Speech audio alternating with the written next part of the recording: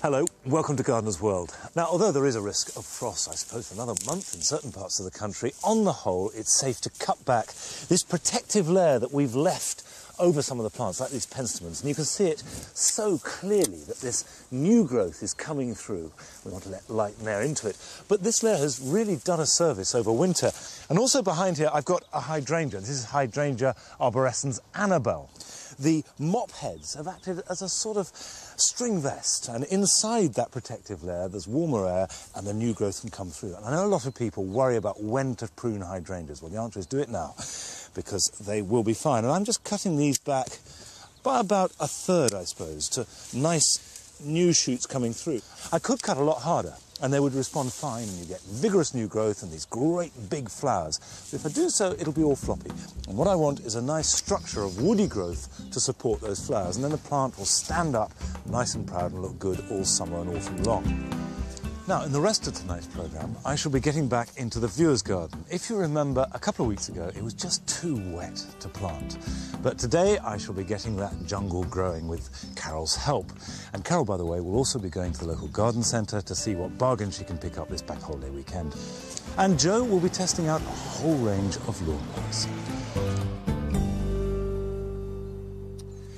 Now, we're making our viewer's garden into a jungle in response to the majority of you who requested that when we asked you last October. We also asked you to keep in touch. Send us ideas for plants or pictures of your own garden even for inspiration. And we've received the most marvellous set of pictures from Yvonne and Stuart Stockley in Wolverhampton, who've turned their own garden into a jungle. Now, that's great. We want more of that. So please do keep the ideas and the pictures coming in. Now, a few weeks ago, I put down the decking in the garden, and it was a really wet day, and what with the digging and the concreting and the rain, it turned the whole place into a quagmire.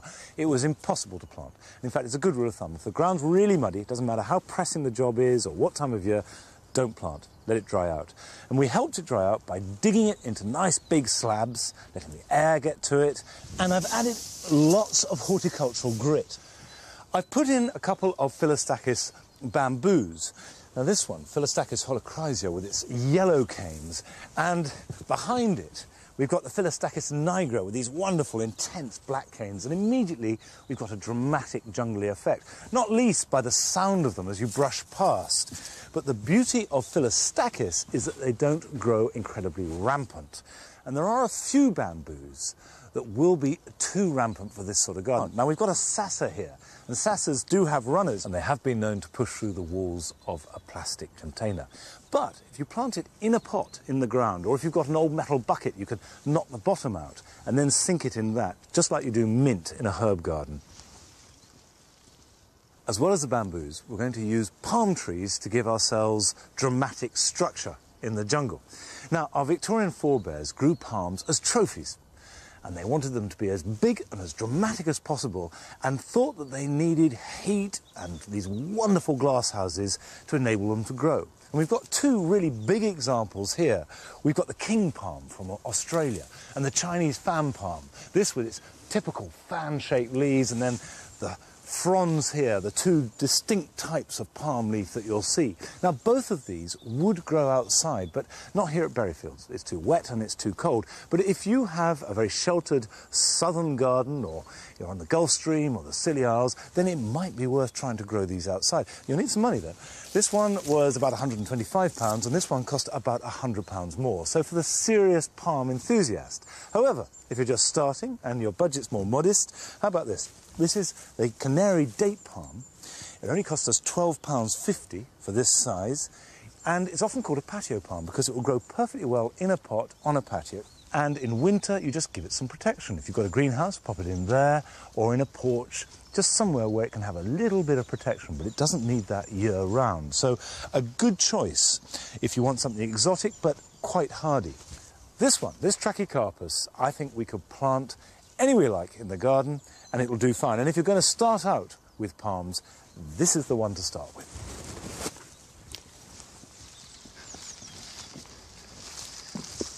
Now, Trachycarpus will grow in almost any position.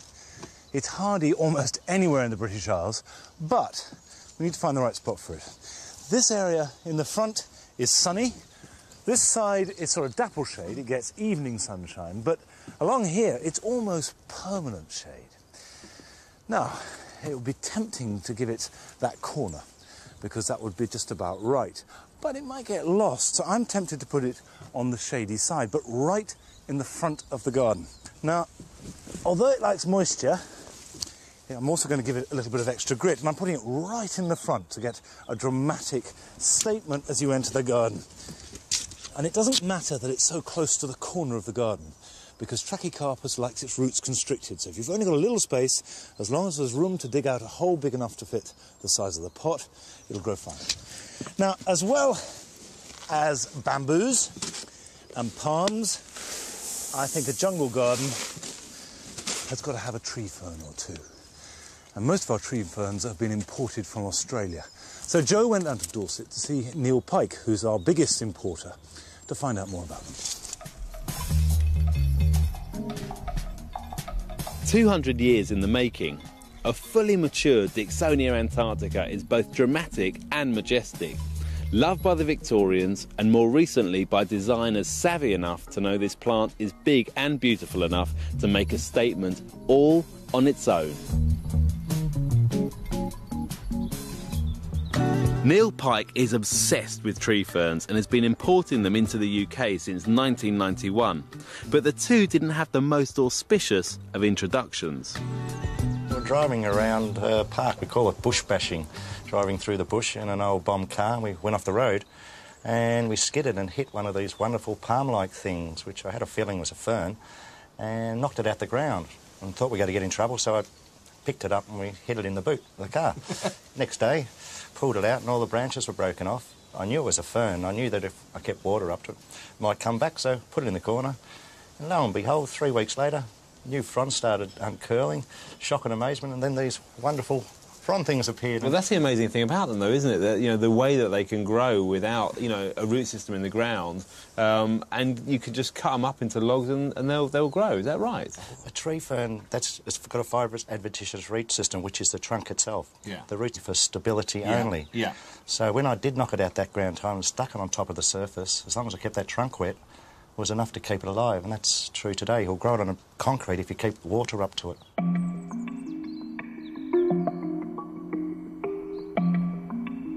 The trunk slowly develops as a knotted mass of frond stems and aerial roots together. You can see the aerial roots here, and they're nice and hairy, these trunks, and you want to grab them. And then if you look right into the crown, you can see these fronds and tight knuckles, and they're just ready to unfurl into these fantastic fronds. Now, these fronds can get up to 3 metres long, and they'll stay evergreen if they're well protected. And as you can see, a really nice lush green, and it can produce about 60 of these in a single year.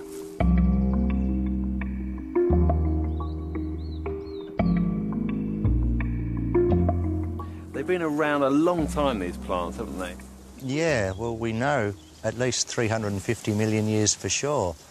There was a fossil founded in Yorkshire, England, and that fossil is a replica is now in Kew Gardens in the Temperate House. And if you have a look at this, this is a cross-section of a tree fern, a Dicksonia antarctica. And if you compare that to the one in Kew Gardens, it's identical. Hence, this wonderful beastie found perfection 350 million years ago. So that would put it as the oldest plant on the planet.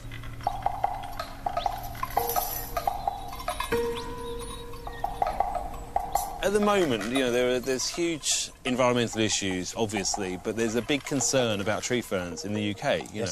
And there's a lot of confusion, an incredible amount of confusion, you know. Are we salvaging them and saving these plants by putting them in our own back gardens, or are they actually creating a bigger market and therefore the rainforests are being pillaged? You know, what's your opinion on this? We're only salvaging about 30, 40% out. The rest are being destroyed, pushed up in windrows in the way of the loggers. And we're losing them forever, so for everyone comes here, we're giving it a new lease of life. If you're going to buy a tree fern, how do you know you're going to get it from a reputable source? You'll have a yellow tag this year, and that will represent one from Tasmania. And each one of those have got a number on it, which will tell exactly the provenance it's from. So if they haven't got one of those, that's a good chance it is illegally imported. So don't buy it? Don't buy it.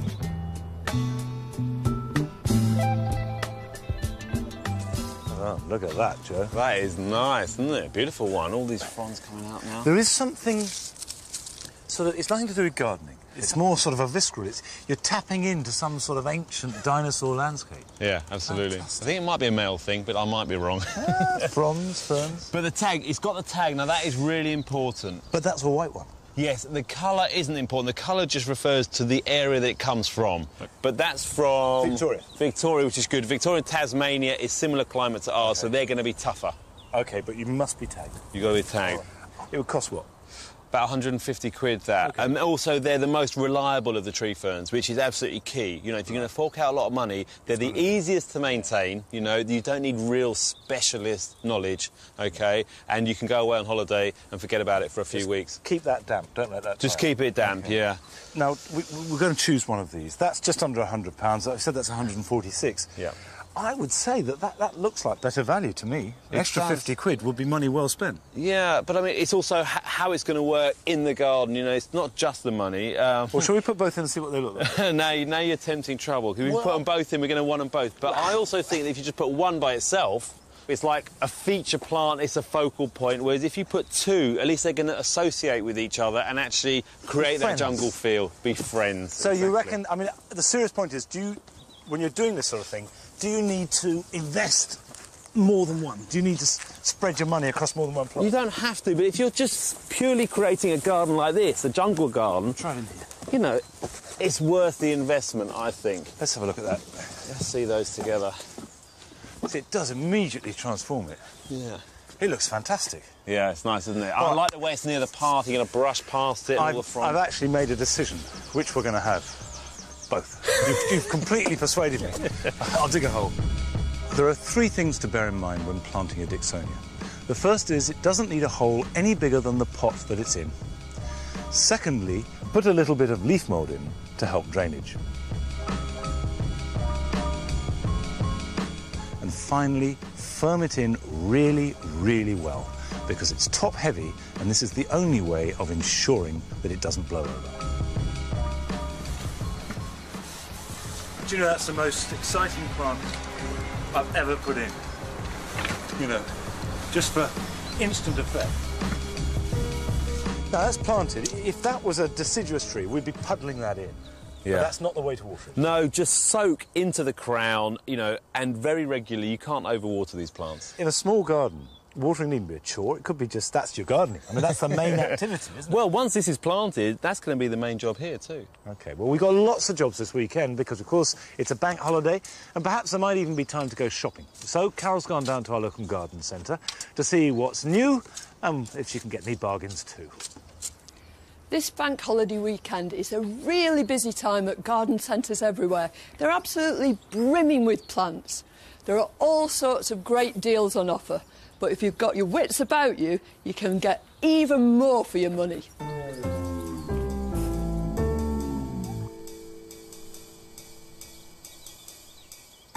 Some of these small herbaceous plants are a real bargain, but often you can get an even better deal if you buy in numbers.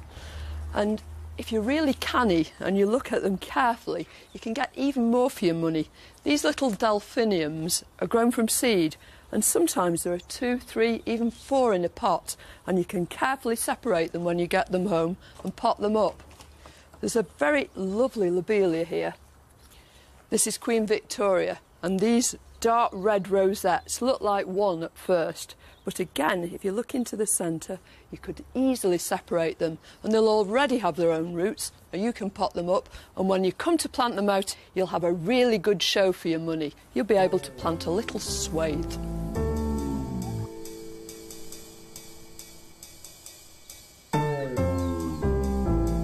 These gorgeous osteospermums are absolutely sizzling with colour already. One would make a fine show because it'll go on flowering all summer. But if you take one and look into it, you'll find that there's lots and lots of cuttings you can take. Normally, you would only take cuttings from non-flowering shoots, but you can easily nip the buds out of them. And I reckon you get 20 plants out of this. I'm going to start now. But it's easy to do, they'll root really readily, and you'll have loads and loads of plants.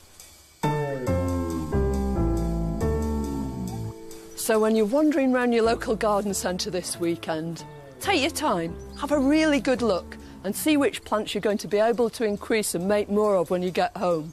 And above all, have fun. If, like Carol, you're down the garden centre this weekend looking for a few bargains, you might be tempted to buy a new lawnmower. Did you know the average British gardener spends 60 hours a year mowing their lawn? So it's important that you find the right machine because you're going to get quite intimate with it in the end. Now, when buying a new lawnmower, it's a bit of a minefield out there. There's loads of different types to choose from, and there's a huge price range difference too. So where do you begin? Well, we're going to try out a few to find the right one for you and also right for the style of lawn that you've got in your garden. This is a push cylinder mower. There's no electric and no petrol. And it's good fun. As long as the grass is pretty dry and not too long, it'll work a treat. Hover mowers are the biggest selling mowers in the country. And you can get electric ones and petrol ones. This is an electric one. It's very lightweight, so you just plug it in and away you go. And it's ideal for the small lawn. You've got to be careful with the electric mowers because of the cable. You know, you've got to be really careful that you don't cut over, and that's why I've got it over my shoulder and it's trailing behind me. I'm keeping an eye on that. This is a cylinder mower. It's a completely different action. It's straight up and down, and it will put stripes onto your lawn because it's got a roller on the back. It's lightweight, it's about 80 quid, and it's very easy to use, but you do need quite a good quality lawn to start with. Now, this is a cylinder mower, but this is for the very keen enthusiast, the person who wants stripes on their lawn, really going to get into it, keep it nice and level. It's a really nice model, actually. I think it's very good value. This is £400. A lot of the components here are plastic, but the important thing, the roller on the back is metal and it's very heavy, so you're going to get nice stripes on the lawn here. Now, we're all environmentally conscious these days, and this is a new rotary mower on the market, and it's driven not by petrol, but by ethanol, which is 85% alcohol and 15% fossil fuel. But it cuts the clippings into very, very fine particles and then pushes them down with air pressure right into the bottom of the grass. And I have to say, it's working quite effectively. But I think it's really interesting. It's £649, this. Now, I suppose some gardeners would be worried that cutting the clippings into very fine particles and pushing it down is going to increase the thatch in the lawn, which is not a good thing, because then it's going to need to be regularly scarified. So I'm going to get down and have a little look and see how many loose clippings are actually left on the top.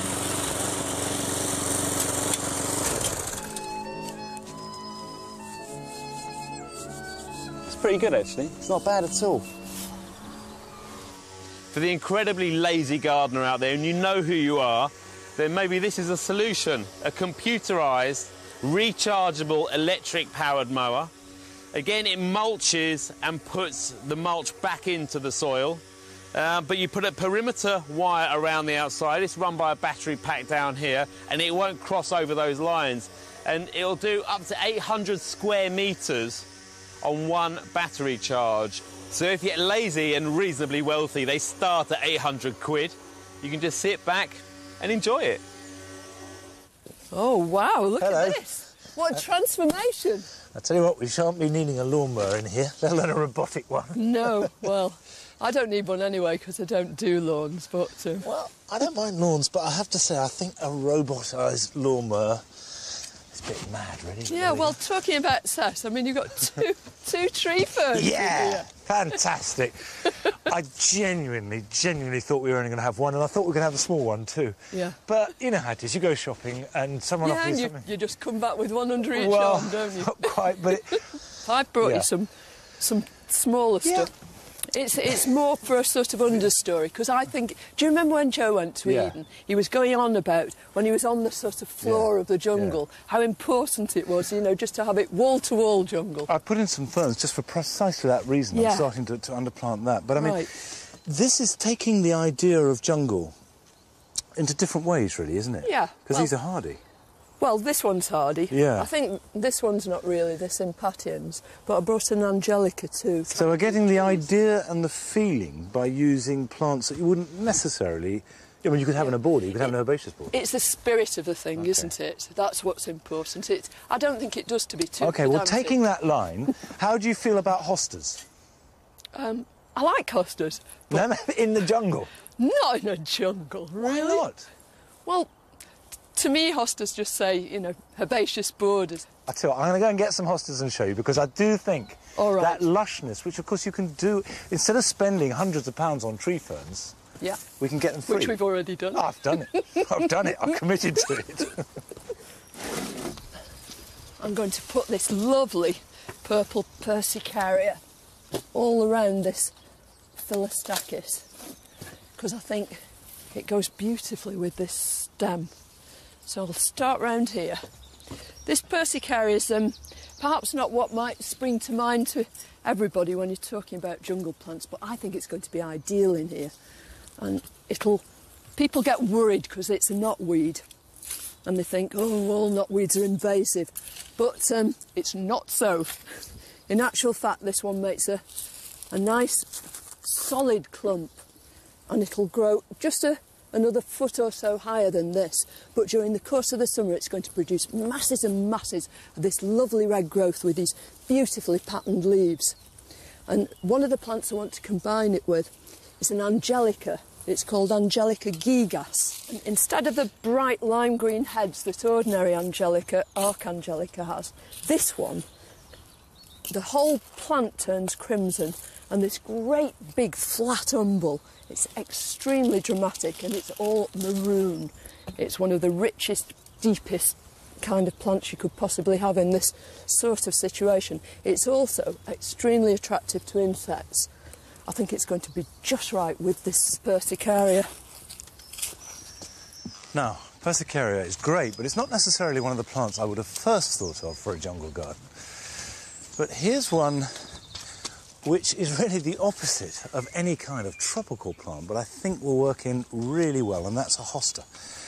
And this is one of the Sibboldiana types, just coming up. And I'm going to lift it, split it, so we've got a number of plants that we can dot around, and then those will quickly multiply. All you need to make a new hosta is a decent growing bud attached to a section of root. Get an old bread knife and saw the clump in half. You can see the fleshy root in the middle and the fibrous roots at the bottom. Divide them again and replant one of the sections back into the original hole. When you're dividing plants at this time of year, they are in active growth, so it's very important that you replant them and water them really thoroughly just as soon as you can. Oh, you've been busy. Yeah, what do you think? Well, I think it's great. I mean, in principle, I completely think this is the right idea of using a range of plants, some which one might not expect to find in a jungle, but actually are perfectly valid. Yeah. And also, I like the way it's all planted up nice and densely. They're not just valid. I mean, a lot of them come from that sort of place too. I mean, this is a busy Lizzie. I know, and you know, we're in the situation I'm delighted to say I find myself in all the time. I was about to say, I don't like busy Lizzies, but I like that. Oh, yeah. It means I do like busy Lizzies. Exactly. After all, there's one for everybody. And there's a hosta for everybody too. Yeah, this is Hosta Sibboldiana, and I've split it up. Now, what I want is, I mean, to get this leafy, lush feel, which I think is important. At the same time, I don't want to waste space because we haven't got a lot of sunshine in here, and that's where the cannas and bananas and gingers are going to go. As I say, I've given it a really good soak. Now, we're busy making a garden, and that's fun, and you can spend time doing that. But bank holiday weekend is a good time to get out and seek inspiration from visiting gardens that have been around for a long time. And it's a good chance to see the very best of British gardens in springtime. The beautiful coastal garden at Overbeck's in Devon contains one of the richest and most varied collections of trees, shrubs and flowering plants in England, and the warm, wet climate encourages subtropical plants. Levens Hall in Cumbria is the oldest surviving garden in Britain. It was laid out in 1694 by Monsieur Beaumont, who had trained at Versailles and also made the gardens at Hampton Court, and it's well worth a visit. Painswick Rococo Garden, just outside Gloucester, is a rare survivor from a brief but important period in garden history, because it combines formality of long vistas and geometric patterns with an informal style of winding paths and a number of different buildings. It's been restored since 1984, but is now reaching maturation. If you like Victorian cottage gardening, you must make a visit to Anne Hathaway's garden just outside Stratford. It overflows with beautiful flowers all the year round, but at the moment the tulips, wallflowers and primroses are at their very best. Now, as well as the great and good gardens, you can also visit local gardens, some of them really quirky and unique that might only be open for a day or two if you get the National Garden Scheme Yellow Book. And it lists thousands of gardens all over the country, and you'll be surprised, a lot of them will be just down the road from where you live. Now, I think these hostas will be okay in a sort of group like that will clump up. Yeah, I think they'll be fabulous. When you split hostas, it actually makes them more immature. The leaves are smaller the next year after you've split them. Do you know, I didn't know that, because often I've observed that they grow what I've thought of as more slowly. Yeah. But, you know, they were getting... But in fact, they just got younger. That's right, yeah. Fascinating. Absolutely amazing. Well, the thing about a bank holiday weekend is not only do you have time to get out and visit gardens, but there's lots of time for your own garden. And here's a few things that you might want to get on with right now. If you've got time, it's well worth deadheading your daffodils. Cut the flowers off behind the growing seed head. This means that the plant will put its energy into developing the bulbs, which will reward you with more and better flowers next spring. A few weeks ago, we potted up some of the dahlia tubers that have been stored for the winter. They've made smashing short new shoots, which are ideal to take cuttings from. Take them with a sharp knife as close to the tuber as you can. Strip the bottom leaves and nip out the top. Dibble them into a really open compost, preferably with vermiculite or grit. I don't use rooting hormone because I think it's completely unnecessary. When you've finished, label and water them well, put them in a warm, bright place. Check your lilies and fritillarias for lily beetle, which are appearing now. They'll strip your leaves if you're not careful. Now, as yet, there's no biological control, so the only way is to collect them up and dispose of them as you wish. But do check on the underside of the leaves for eggs and scrape them off into boiling water. And another job you can do this bank holiday weekend is to turn the compost heap. I turned this one a few weeks ago and it's ready for doing just now.